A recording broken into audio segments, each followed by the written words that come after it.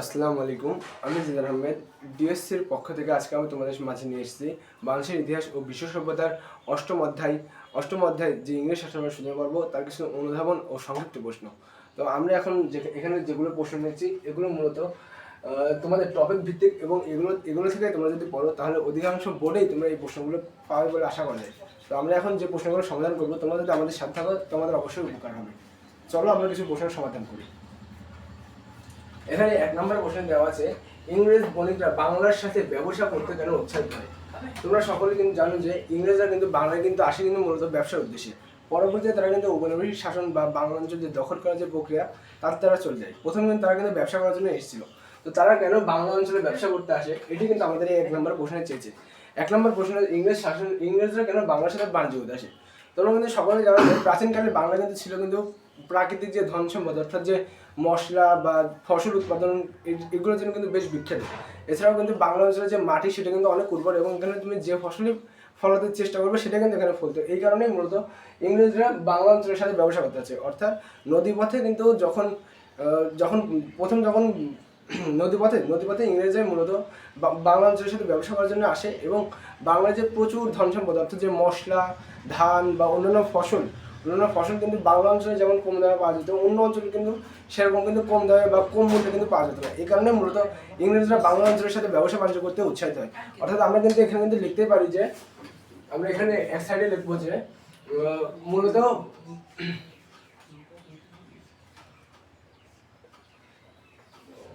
প্রচুর ধন সম্পদে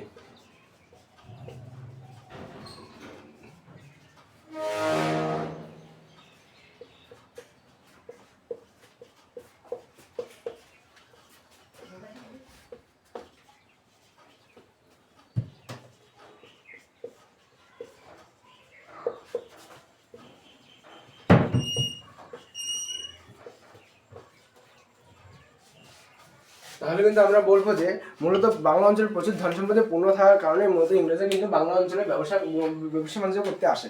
এখন আমরা এখানে 2 নম্বর প্রশ্নটি সমাধান করবো। এখানে 2 নম্বর প্রশ্নে দেওয়া আছে যে কলকাতা নগরীর জন্ম হয় কিভাবে?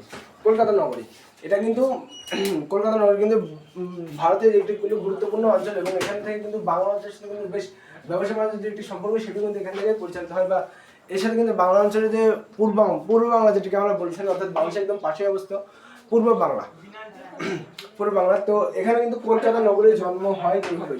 কলকাতা নগরী, আমি কিন্তু যে এর আগের যে ক্লাসটি সেখানে কিন্তু আমি যে সৃজনশীল প্রশ্ন নিয়েছিলাম সেখানে কিন্তু আমি বলেছিলাম যে কলকাতা নগরী 1690 সালে জব চার্নক মাত্র 12,000 টাকার বিনিময়ে অর্থাৎ কলকাতা, গোবিন্দপুর ও সুলতানি, এই তিনটি যে গ্রাম, এই তিনটি, অর্থাৎ আমরা এখানে নামগুলো লিখবো, গোবিন্দপুর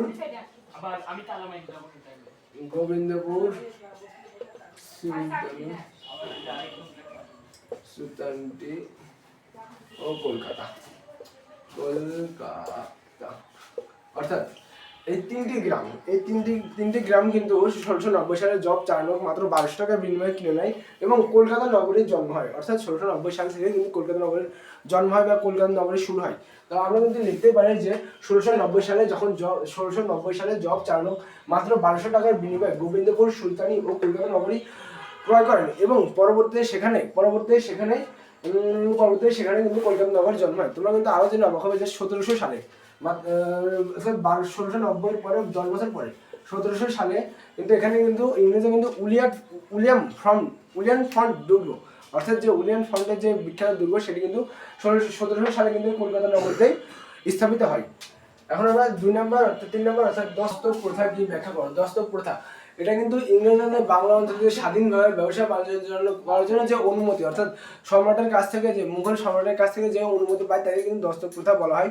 অর্থাৎ দস্তক প্রথা কি, এর প্রশ্নে যদি আমাদের কোনো পরীক্ষা যদি আসে তাহলে আমরা কিন্তু লিখতে পারি যে মূলত ইংরেজরা বাংলা নবাবদের কাছ থেকে ব্যবসা বাণিজ্য করার জন্য যে অনুমতি লাভ করে বা ছাড়পত্র লাভ করে তাকেই বাংলায় কিন্তু দস্তক প্রথা বলা হয়। তোমরা কিন্তু জানো যে বাংলায় যে দস্তক প্রথা, এই কারণে কিন্তু ইংরেজরা বাংলা অঞ্চলে কিন্তু কর মুক্ত বা যে কর দিতে হতো ইংরেজদের প্রথমে এসে, সেটা কিন্তু বন্ধ হয়ে যায়, এবং এ কারণে তারা মুক্তভাবে ব্যবসা বাণিজ্য করতে থাকে। ফলে কিন্তু বাংলায় যে স্থানীয় যে ব্যবসায়ী ছিল তাদের কিন্তু বেশ ক্ষতির মুখের সম্মুখীন হয়, এবং এটিকে কিন্তু বাংলা অঞ্চলের দস্তক প্রথা বলা হয়। এখানে 4 নম্বর প্রশ্ন দেওয়া আছে, অন্ধক ও হত্যা বলতে কি বোঝায়? অন্ধকূপ হত্যা, এটি কিন্তু অত্যন্ত গুরুত্বপূর্ণ প্রশ্ন। এটি কিন্তু এর আগের ভিডিওতে আমি বলেছি। অন্ধকূপ হত্যা এটা কিন্তু বেশ কয়েকবার এসেছে এবং এটি এরপরেও যে আসবে এটা কিন্তু আশা করাই যায়। অন্ধকূপ হত্যা, এটি মূলত অন্ধকূপ হত্যা কিন্তু ইংরেজ নবাব সিরাজউদ্দৌলা যখন 1700 সালে ফর্ট উইলিয়াম দুর্গে যখন আক্রমণ করে, অর্থাৎ নবাব সিরাজউদ্দৌলা কিন্তু 1700 সালে কিন্তু ফর্ট উইলিয়াম দুর্গে কিন্তু সে কিন্তু আক্রমণ করে এবং পরবর্তীতে সে কিন্তু কিছু পরিমাণ ইংরেজকে বন্দি করে নেয়। ইংরেজকে যখন বন্দি করে তারপরে কিন্তু ইংরেজকে বন্দি করার পরে অন্ধকূপ হত্যা কিন্তু তারপরে কিন্তু প্রচলিত হয়। অর্থাৎ এটি কিন্তু মিথ্যা প্রচারণা।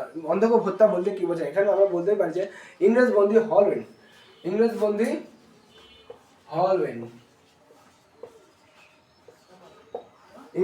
হলওয়েন বন্দিশালা থেকে মুক্তি হয়। ইংরেজ বন্দি হলওয়েন বন্দিশালা থেকে মুক্ত হয়ে নবাবকে হেয় করার জন্য যে মিথ্যা প্রচারণা চালায় তাকে অন্ধকূপ হত্যা বলে। এতে বলা হয় যে 18 ফুট দৈর্ঘ্য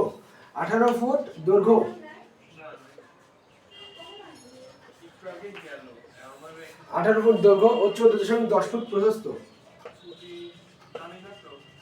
এখানে 18 ফুট দীর্ঘ ও 14.10 ফুট প্রশস্ত একটি ঘরে 146 জন ইংরেজকে বন্দী করে রাখা হয়। 146 জন কিন্তু বন্দী করে রাখা হয় এবং প্রচন্ড গরমে শ্বাসরুদ্ধ হয়ে 123 জন ইংরেজ মৃত্যুবরণ করে। 123 জন ইংরেজ মৃত্যুবরণ করে। এটিকে মূলত অন্ধকূপ হত্যা বলে। তোমরা যদি এখানে না বুঝতে থাকো তাহলে এর আগের ভিডিওতে যেটা আমরা সৃজনশীল প্রশ্ন করেছি সেখানে তুমি দেখলে কিন্তু আরো ভালোভাবে বুঝতে পারবে অন্ধকূপ হত্যা সম্পর্কে। এখন আমরা 5 নাম্বার প্রশ্নের সমাধান করব। 5 নাম্বার প্রশ্ন, কেন ফরাসিরা এই উপমহাদেশ ত্যাগ করতে বাধ্য হয়? ফরাসি, তোমরা কিন্তু সকলে জানো যে ফরাসিরা কিন্তু বাংলা অঞ্চলে কিন্তু ইংরেজদের মধ্যে কিন্তু ব্যবসা বাণিজ্যের উদ্দেশ্যে এসেছিল, কিন্তু পরবর্তীতে তারা কিন্তু এই ব্যবসা বাণিজ্য কিন্তু পরিচালিত করতে পারেনি। পরে কিন্তু তারা কিন্তু ইংরেজদের কাছে যে কুঠি বাড়ি বা ব্যবসা কেন্দ্র সেগুলো কিন্তু বিক্রি করে কিন্তু বাংলা অঞ্চল ত্যাগ করতে বাধ্য হয়। ফরাসিরা কেন উপমহাদেশ ত্যাগ করে?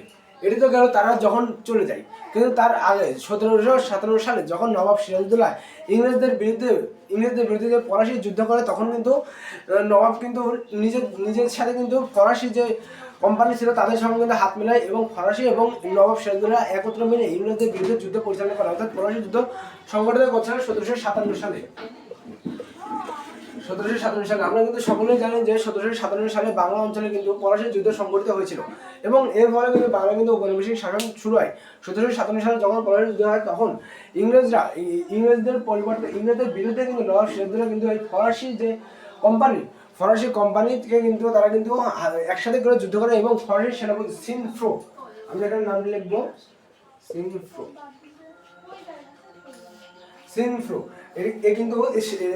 কিন্তু এই ফরাসি কোম্পানির কিন্তু সেনাপতি ছিলেন। ফরাসি সেনাপতি সিনফ্রো সে কিন্তু নবাবের পক্ষে যুদ্ধ করে এবং নবাবের পক্ষে এছাড়াও মীর মোহনলাল এরা কিন্তু যুদ্ধ করে, কিন্তু পরবর্তী তারা যখন পরাজিত হয় তখন কিন্তু এই ইংরেজদের সে কিন্তু ফরাসিদের নবাবের সঙ্গে যুক্ত ছিল।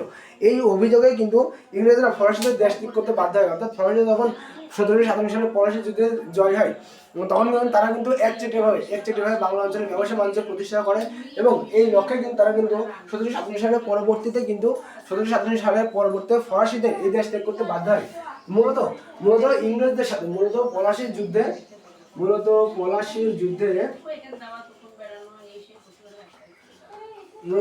যুদ্ধে নবাবের পক্ষে কাজ করায় তারা দেশ ত্যাগ করতে বাধ্য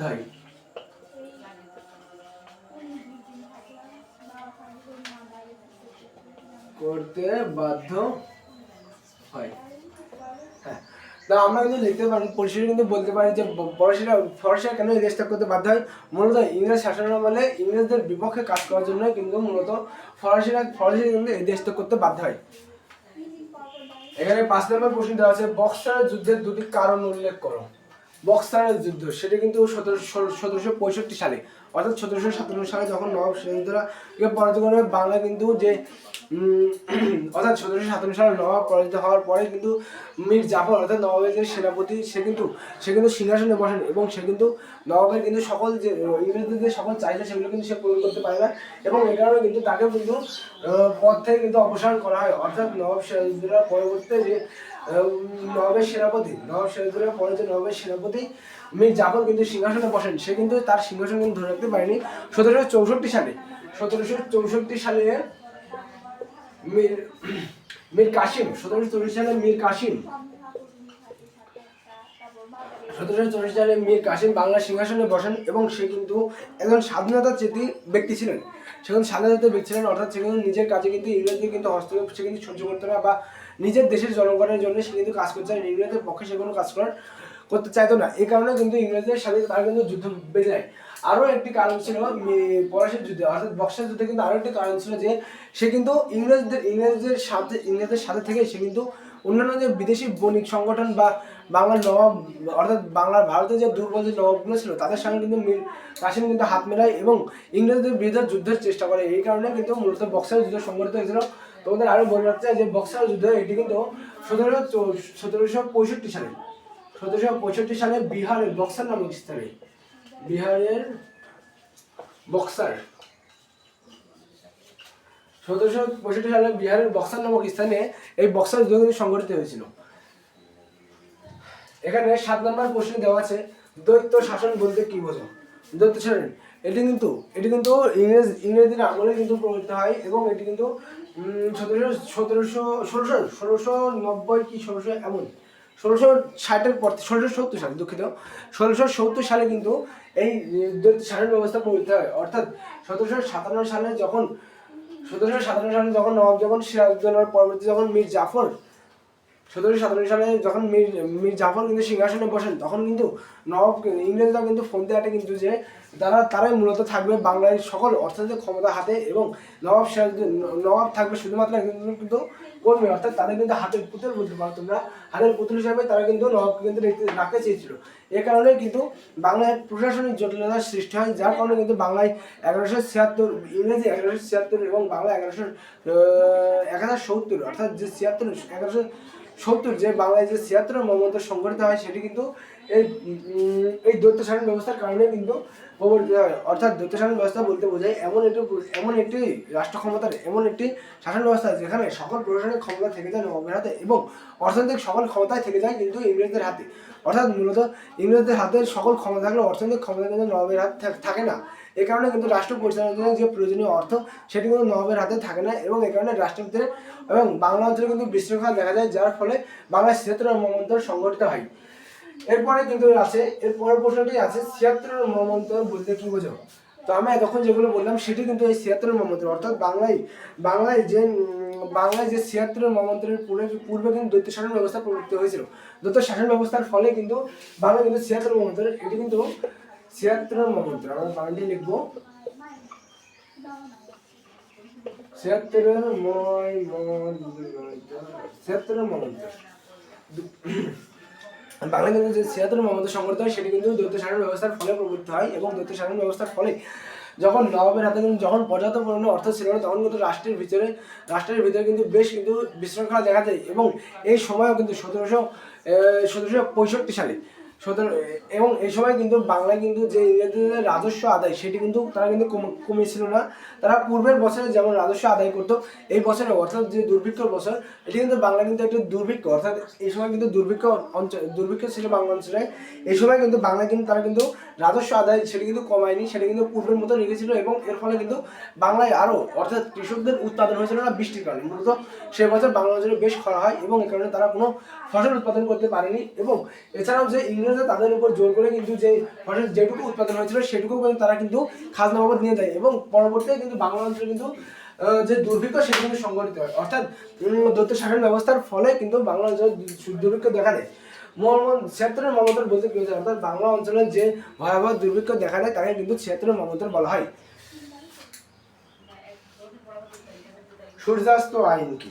সূর্যাস্ত আইন এটি কিন্তু বাংলায় কিন্তু ইংরেজদের শাসন আমলে কিন্তু প্রবর্তিত হয়েছে। সূর্যাস্ত আইন বলতে এমন এক শাসন ব্যবস্থা বোঝায় যেখানে একটি নির্দিষ্ট দিনের সূর্য অস্তের ভেতরে কিন্তু জমিদারদের কিন্তু সকল পরিমাণের খাজনা প্রদান করতে হয়। অর্থাৎ তোমাদেরকে ইংরেজ সরকার এমন একটি নির্দিষ্ট একটা দিন বেঁধে দিল, অর্থাৎ তুমি ধরো যে মাসের 31 তারিখ যেমন জানুয়ারি মাস 31 হয়, মনে করো মাসের 31 তারিখের ভেতরেই তোমাকে জমির খাজনা পরিশোধ করতে হবে। তুমি যদি তা করতে অক্ষম হও তাহলে কিন্তু তোমার জমিদারিত্ব কিন্তু হারাবে এবং ইংরেজরা কিন্তু সেই জমি নিয়ে নেবে এবং পরবর্তী অন্য কাউকে কিন্তু সেই জমিদারিত্ব দিয়ে দেবে। এই কারণে কিন্তু বাংলায় বেশ বড় বড় ইংরেজ শাসক, অর্থাৎ বাংলায় বেশ বড় বড় কিন্তু জমিদার যারা ছিল, বাংলায় বেশ বড় বড় যেসব জমিদার ছিল তারা কিন্তু তাদের জমিদারি কিন্তু হারিয়ে যায়। শুধুমাত্র বাংলা, বিহার এবং উড়িষ্যা অঞ্চলে কিন্তু তারা কিন্তু শুধুমাত্র সূর্যাস্ত আইনের পরেও কিন্তু বাংলা, বিহার এবং উড়িষ্যা অঞ্চলে কিন্তু জমিদারি প্রথা কিন্তু ধরে রাখতে পেরেছিল। মূলত এই সূর্যাস্ত আইনের ফলে কিন্তু বাংলায় যে বড় বড় জমিদাররা ছিল তারা কিন্তু বিলুপ্ত হয়ে যায় এবং এই কারণে কিন্তু বাংলায় কিন্তু বড় বড় জমিদাররা বিলুপ্ত হয়। তো এখন আমরা সমাধান করবো পরবর্তী প্রশ্ন। এখানে 10 নম্বর প্রশ্ন এবং আমাদের সর্বশেষ প্রশ্ন দেওয়া আছে যে চিরস্থায়ী বন্দোবস্ত বলতে কি বোঝায়। চিরস্থায়ী বন্দোবস্ত বলতে কিন্তু আমরা কিন্তু বলতে পারি যে এটা ইংরেজ শাসনামলে কিন্তু প্রবর্তিত হয়। এখানে কিন্তু যেগুলো এখানে কিন্তু যে কয়েকটি প্রশ্ন দেওয়া আছে সবগুলো কিন্তু ইংরেজ শাসনামলে প্রবর্তিত হয়। বেশ কয়েকটি প্রশ্ন কিন্তু এখানে আছে, তোমরা যদি খেয়াল করো তাহলে কিন্তু তোমাদের বইয়েও কিন্তু এমন ধরনের প্রশ্ন বেশি আছে এবং এখান থেকে পরবর্তীতে বোর্ডে প্রশ্ন হবে বলে ধারণা করা যায়। চিরস্থায়ী বন্দোবস্ত অর্থাৎ চিরস্থায়ী বন্দোবস্ত বলতে এমন এক ব্যবস্থাকে বোঝায় যেখানে নির্দিষ্ট কোনো রাজস্বের বিনিময়ে বাংলা, বিহার এবং উড়িষ্যার জমিদারগণ, বাংলা, বিহার আমরা বানানগুলো লিখবো, বাংলা, বিহার এবং উড়িষ্যা,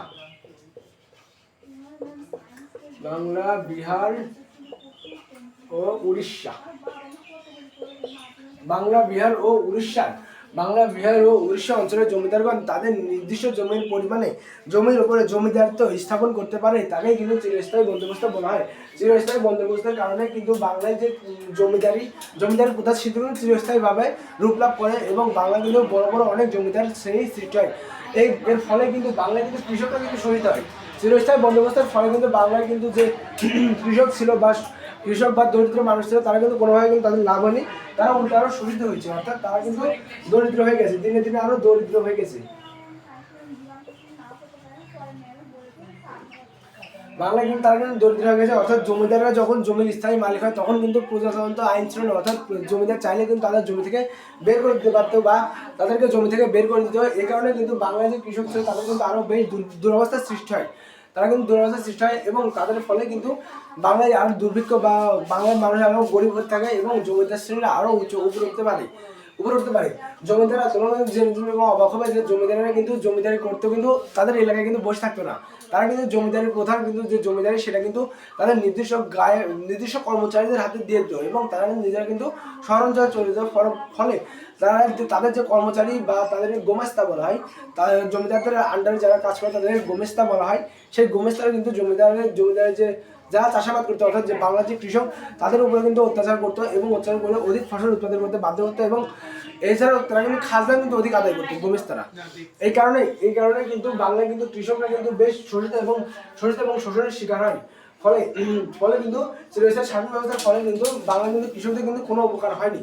তাই আমরা বলতে পারি যে চিরস্থায়ী শাসন ব্যবস্থা বলতে এমন এক শাসন ব্যবস্থাকে বোঝায় যেখানে বাংলা, বিহার ও উড়িষ্যার জমিদারগণ নির্দিষ্ট পরিমাণ রাজস্বের বিনিময়ে বাংলা অঞ্চলের উপর, অর্থাৎ তাদের অঞ্চলের উপর নির্দিষ্টভাবে জমিদারি প্রথা বা জমিদারি। তো আজকের মধ্যে ছিল এই পর্যন্তই। আমরা যে প্রশ্নগুলো সমাধান করেছি এগুলো কিন্তু আশা করা যায় যে অধিকাংশ বোর্ডে আসবে এবং আমরা এখানে যে অনুধাবন এবং সংক্ষিপ্ত প্রশ্ন লিখেছি সেগুলো কিন্তু তোমরা কিন্তু খ নম্বরে যে অনুধাবন সেখানেও কিন্তু তোমরা লিখতে পারো। এছাড়াও যে সংক্ষিপ্ত প্রশ্ন হবে সেখানেও কিন্তু এই প্রশ্নগুলো আসার সম্ভাবনা অনেক বেশি। তোমাদের জন্য কিন্তু আরেকটু বলে রাখি যে এই প্রশ্নটি যে অন্ধক ভোটটা এটি কিন্তু খুবই গুরুত্বপূর্ণ এবং এটি অধিকাংশ বোর্ডেই বারবার আসে। তোমরা এই প্রশ্নটি খুব ভালোভাবে পড়বে। এছাড়াও এখানে যে 10টি প্রশ্ন আমি দিয়েছি সেগুলো কিন্তু খুবই ভালোভাবে পড়লে তোমরা কিন্তু পরীক্ষা কমন পাবে বলে আশা করা যায়।